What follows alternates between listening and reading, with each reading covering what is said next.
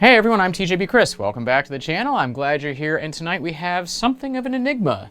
And we have something that I would call one of my unicorns, or at least it looks like one of my unicorns. What do I mean by unicorn? Well, as you can probably tell, my collection's big enough now that I don't really have room for a ton of machines, and I don't see myself being the kind of person that's just going to have shelves and shelves of machines I'm not using. That's just not how I run my collection. So I'm only buying machines at this point that I consider unicorns, specifically Tandy computer unicorns, and there are only 2 or 3 models that I really would jump at. And this form factor machine is one. This is the Tandy 4833 LXT Multimedia Edition. The 4833 is part of the 4800 series from the early 1990s, released in 1991 as part of the 92 catalog. This particular machine has 2 brethren. It has the 4820 SXT, a 46SX 20 MHz based machine. And then there's the 4833 LXT, what this machine purports to be. And it is in fact a 486 DX33.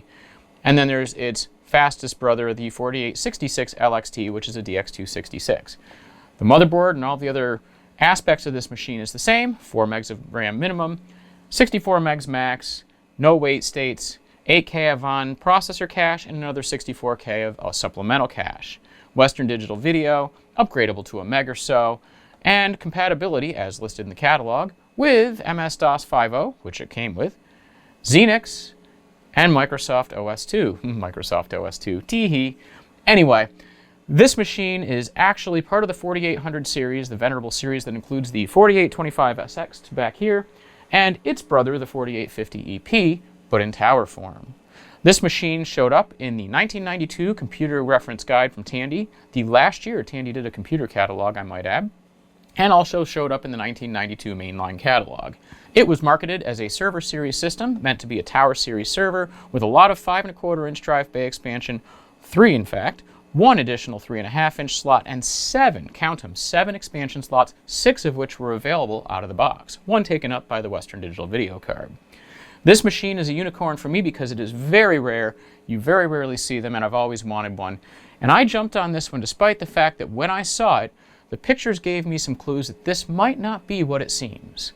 In fact, as you're going to see, someone took a Sawzall to this thing, or some other branded reciprocating saw, and turned it into something that I'm calling the Franken-Tandy. This is my Frankenstein Sawzall Tandy. It is a Tandy computer. The guts in this machine are not a 4833 LXT, but they are from another Tandy computer, and there were some clues in the pictures when it was online for sale that led me to go buy the machine anyway. So tonight we're going to talk about the machine and the condition I received it. We've already talked a little bit about what it was and when it came out, and we're going to talk about all the stuff I had to do to restore this machine and what it turns out is inside this machine, because it is a somewhat closely related cousin.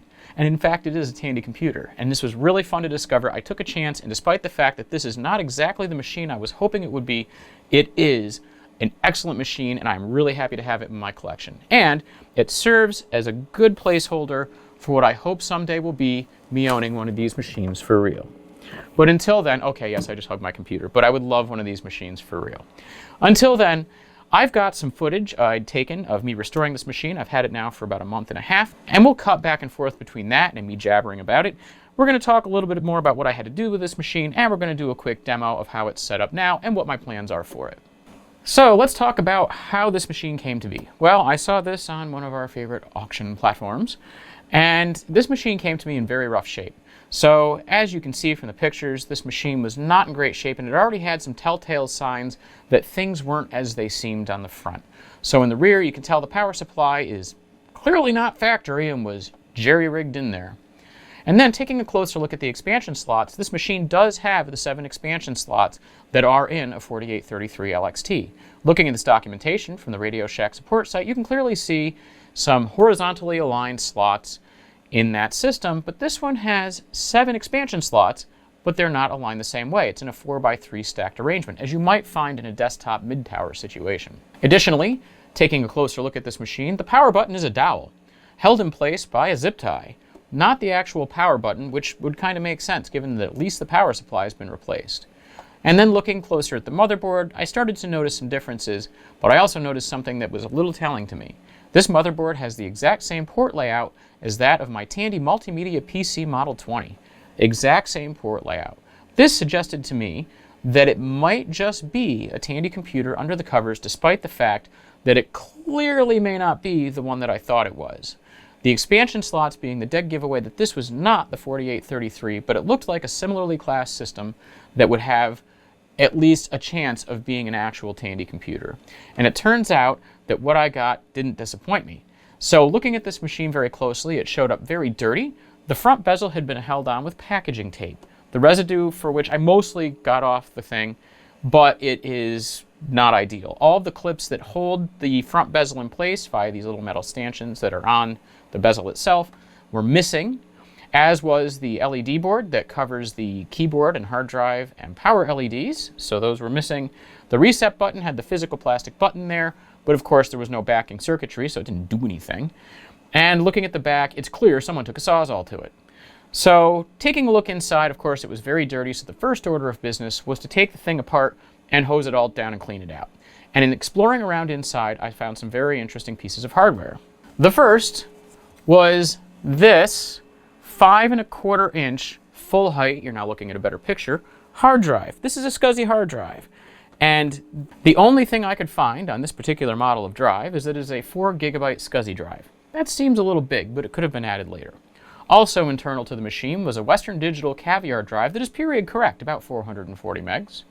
A floppy drive in the 3½ inch bay that was clearly not a Tandy drive. When the 4833 came out, they were still using the Sony drives with the blue buttons, and later they had migrated to Sony drives where the blue rounded button that said 1.44 was still there, but it was beige colored with a darker grayish to blackish print for the 1.44 meg on the button. This clearly is not that. This is a stock Mitsumi drive. Again, the power button was this dowel. Seriously, you probably can't see that very well, but it was that dowel. And the cord is held in by a zip tie. There were 2 crudely mounted cooling fans, one on the processor, which isn't necessarily needed given the class of processor. It did have a heat sink on it. That's because it's been upgraded to a 486 DX4100. That's pretty cool. And then, of course, there was another fan crudely mounted on the front of the case. None of this is factory. And of course, looking at the expansion slots, I did notice that the 4x3 riser card for the expansion slots did in fact say Tandy on it. This had me go looking on the motherboard for additional artifacts that might indicate that it is or is not a Tandy computer. One of the trademark things I tend to look for on Tandy computers is a label on the ROM BIOS, which prints out the ROM BIOS date and version number. It's usually dot matrix, and Tandy's machines of this era were pretty standard in how Tandy labeled these machines. Also, I went looking for things like the 8 series part numbers and Tandy part labels that tend to adorn these boards. I wasn't having much luck. The ROM BIOS department was pretty surprising because not only did the ROM BIOS lack any label, it was a flashable part. Tandy did use flashable BIOS parts in some of the later OmniProfile machines, such as the 425SX, the 433, basically the last of the Mohicans from the actual Tandy line, and those that really made up Tandy's build-to-order program as they were on their way out the door.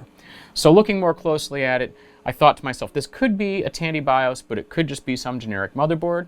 This motherboard also had a different configuration for video memory and allowed for a fairly substantial amount of additional cache to be installed, even more so than the original 4833 motherboard. Conversely, this motherboard only accepts a maximum of 40 megabytes of RAM, mostly via 30-pin SIMs with one very picky 8 meg SIM slot with a 72-pin form factor. So this clearly was not like the 4833, which had a whole bunch of 30-pin SIM slots to get itself all the way up to 64 megs. So we had different memory capacities. We had some better cache on the motherboard that's here, but lower RAM capacity. The processor specs were fairly similar. Going back to the expansion slots, the 3 that are facing the power supply are kind of useless and nerfed, given that there's, cables and things in the way, and there's no real way to get them in there without taking out the power supply or the motherboard. There were a couple of holes drilled in the bottom of the case. One of the factory screw holes was used with a non-factory screw. And of course, the Tandy label is nowhere to be found because that part was sawzalled out of the case. So in looking at this machine, there was a fair amount that I was going to have to do to bring it back. Also found internally was a beautiful SCSI card to drive the SCSI drive. Now I have a SCSI card and we'll be holding on to that. And there was a 10BASE-2 Ethernet card in there. And I know what you're saying. You're going to say that's a 10BASE-T card because you're thinking those little T's that were used, those little T clips that were used on the BNC connectors, but those are not 10BASE-T. 10BASE-2 is your thin net coax Ethernet. 10BASE-T is your twisted pair Ethernet. You know, your Cat 3, Cat 5, Cat 5e, Cat 6, etc. So it did have a 10-base-2 Ethernet card, did not have a 10-base-T jack on it, so that card is of no real value to me. On the hard drive, of course, I did find a copy of Novell NetWare. So after cleaning it up, I decided I was going to have to do a few things to make this thing functional again.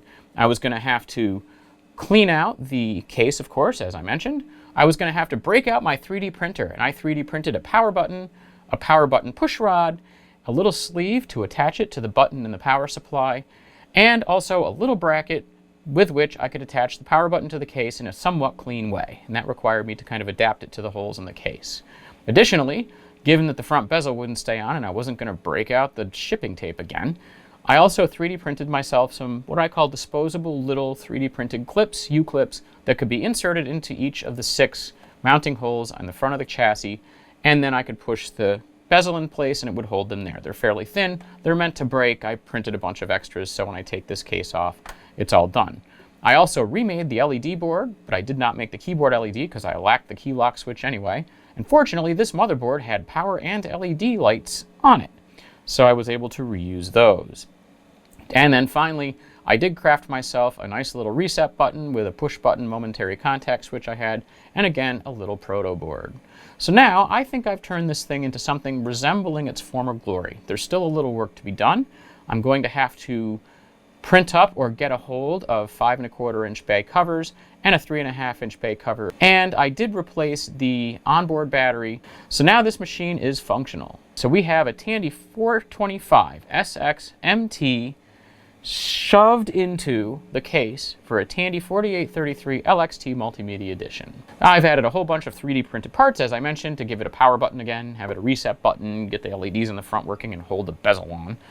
And I've added a DVD-ROM drive and a network card for convenience. There's also a Sound Blaster Pro in there now.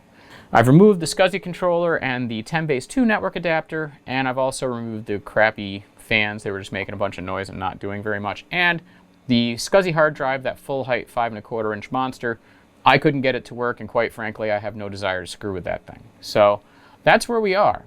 So let's take a closer look at the machine and see exactly what it looks like now. Okay, let's take a somewhat closer look at this thing. So, of course, we have our little, this is a door here. You'll open it in a minute. We've got a little window so you can see the activity LEDs for the drives that are in there. Pretty cool there. And, of course, the LEDs here, these aren't buttons or anything. You just got power, hard drive, and a keyboard lock LED. There's a little thumb hole here I can use to open this up. Door opens up. Then I've got myself my totally not period correct DVD drive. I've got my floppy drive, which clearly is not Tandy stock, and my new to me power button that I 3D printed to fit the case. And of course, like I said, there's a push rod and a mounting bracket in there and a little coupling sleeve to attach it to the power supply button. Down here, you probably can't see it very well. This reset button does work, and there's a little proto board in there with a momentary switch. I'll just close that back up. And so that's pretty much the story of this computer, at least as it relates to me. What it looked like when I got it, what I had to do to it, what I had to make it better, and now what it looks like. So now that you've seen and heard everything that kind of I know about this machine, let's power the thing up and just see what it looks like. I'm going to power on the monitor here, open up this little door with a little finger thing, and I'm going to push my 3D printed power button, and we'll see what it does. You got a power LED, you probably see the hard drive LED pop up on a couple of times. I've put 32 megs of memory in it. It came with 16.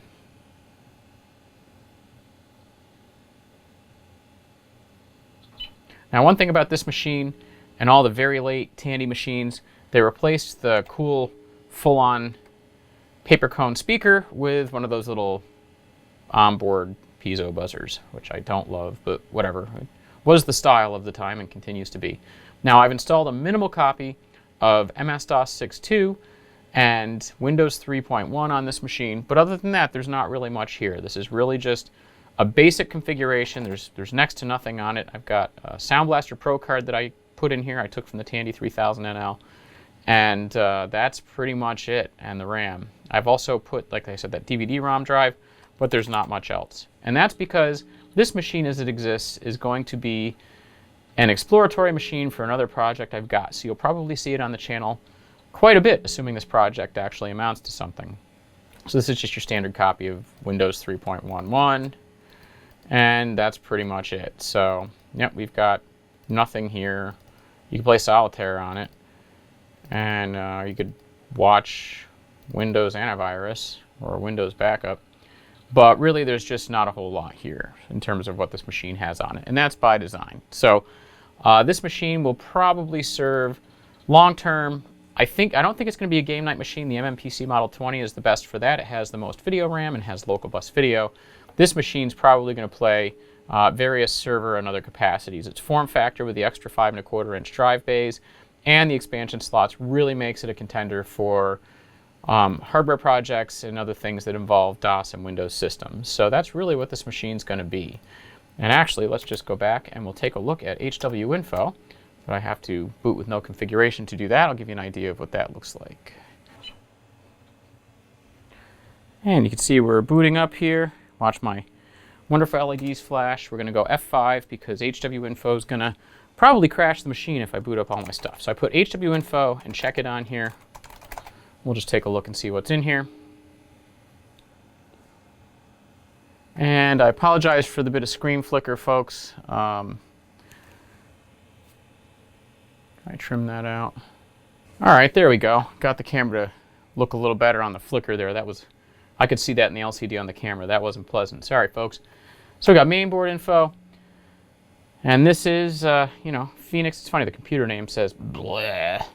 But the BIOS is from May of '93, which would be right at the end of Tandy's time. This was just before they sold the store. Got 8K first level cache. Of course, this motherboard has no secondary cache. So the L2 cache on the actual 4833 would have been 64K. Of course, we got an ISOBUS, and this is a DX4 100 processor, as I noted. This machine, of course, the 425, with 25 being a 48625. But this is in fact been upgraded. I've got 32 megs of RAM. And we've got, what else in the video department? We've got a Western Digital 90C30 with 512K of RAM. So enough for 640 by 480 with 256 colors, which given the VGM 390 monitor I'm using with this machine, seems about right. And of course we've got my hard drive and my CD-ROM drive. And if I go in there, it's 406 megabytes. 425 if you do it the marketing way with the M little b's. 989 cylinders, 15 heads, 56 sectors of track. No XTID universal BIOS, of course, because this doesn't break the 528 meg barrier. And it's a Western Digital, AC2420H. So that's pretty much it. It is a fixed disk. I'm going to use it now because it works and I love the sound of the drive. But I back it up frequently because I don't expect it to last long. And what do we have in the peripherals department? We have a Creative Labs Sound Blaster 16. We've got two serial ports. This is similar to the configuration on my 4825SX and my multimedia PC Model 20. The parallel port does support bidirectional communications, and there's no SIO chip. And that's pretty much it. So this machine is pretty much a stock 425SX-MT, except that it's been jammed into the case for 4833 LXT with some sort of reciprocating saw, I would imagine. And again, I do have, MTCP on here and all my other good stuff. So that's going to do it. I'm TJBChris. Thank you so much for watching my overview of the Tandy 4833 LXT that wasn't, or the Sawzall Tandy, as I often call it. I really enjoy the form factor, and I think it's going to have a perfect place here in the collection, especially given that it is a Tandy computer inside. So this thing has a future in my next project, which, if it goes anywhere, means you'll probably see this on the channel a fair amount. And even then, you'll see it here and there. It's a unique item in my collection. It's one of the few towers that Tandy made, and people I know, some of you were thinking, Tandy made towers? And yes, they did. They even made towers in the build-to-order era right before they left the computer business, which actually the motherboard that's in here is from that era of systems. So it's a perfect fit, even if it isn't exactly what it says on the outside of the case. So until next time, I'm TJBChris. Thank you so much for joining me, and we'll see you next time.